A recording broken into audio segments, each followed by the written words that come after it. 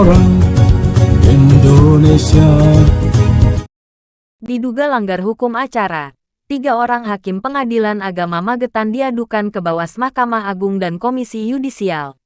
Dugaan praktik buruk aparat penegak hukum kembali terjadi di Indonesia. Kali ini dugaan praktik buruk sistem peradilan ditampilkan secara nyata di Pengadilan Agama Kabupaten Magetan.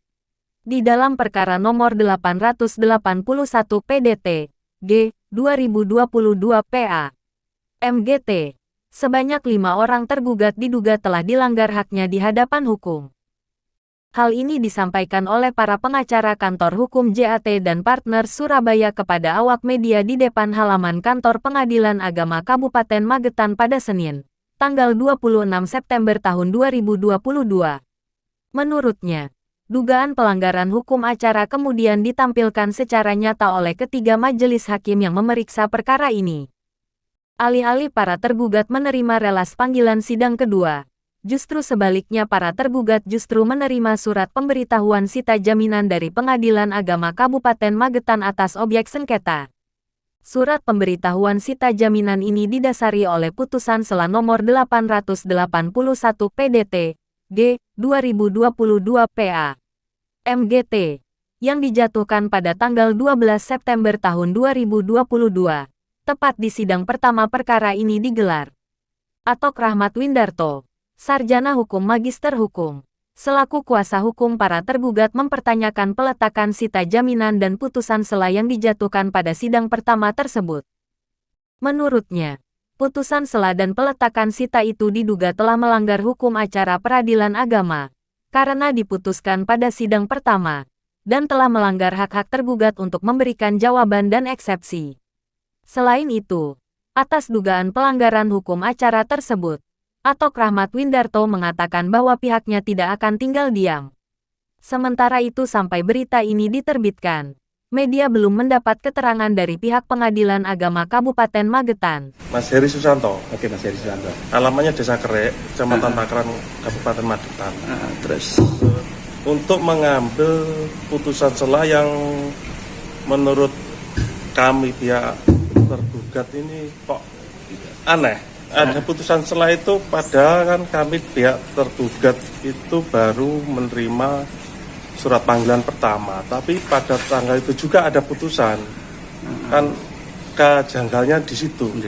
Kasus ini sebenarnya sudah kasus lama kan. Kemarin kan pihak penggugat itu juga mengajukan ke PN. Nah, dalam persidangan di PN itu semua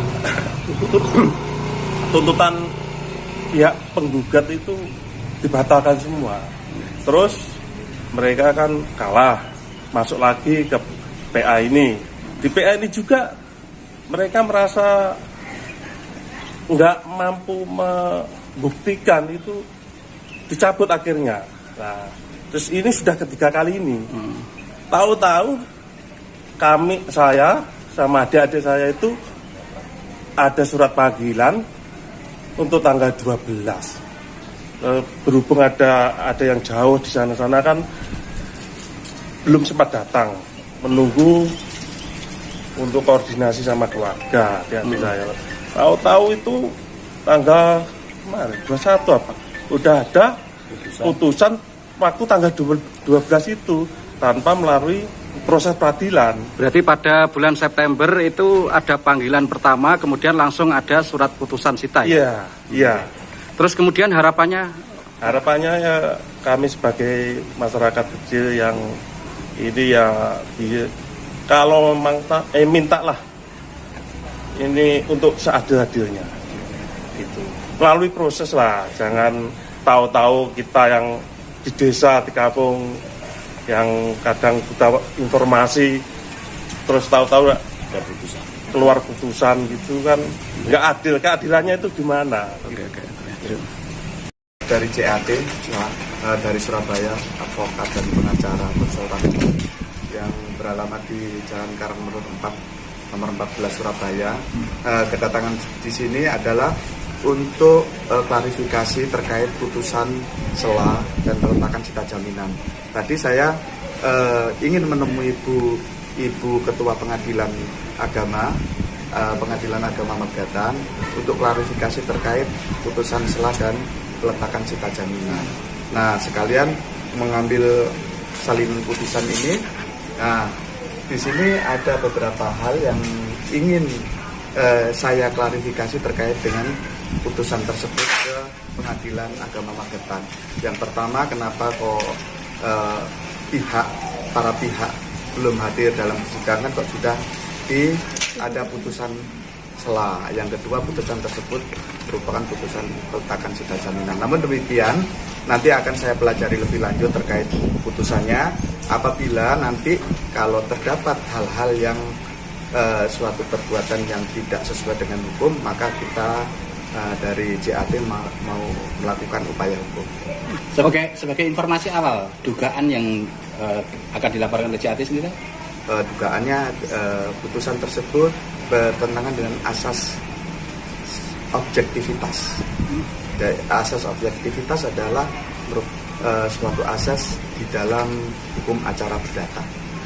Yang di situ adalah hakim harus mendengarkan kedua belah pihak sebelum ada putusan. Ini adalah klien saya ini adalah tergugat 1 dalam nomor perkara 881. Terima kasih. Jumlah yang disengketakan 210 meter persegi.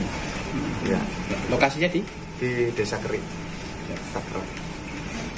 Kita akan ajukan pengaduan ya, kita sebagai warga negara kalau apabila dalam suatu peradilan tidak sesuai dengan hukum acara, maka ada tahapan-tahapan yang akan bisa ditempuh, yaitu melalui Pengadilan Agama Tinggi ataupun ke Mahkamah Agung, ke Komisi Yudisial ataupun ke Badan Pengawas RI. Siap-siap.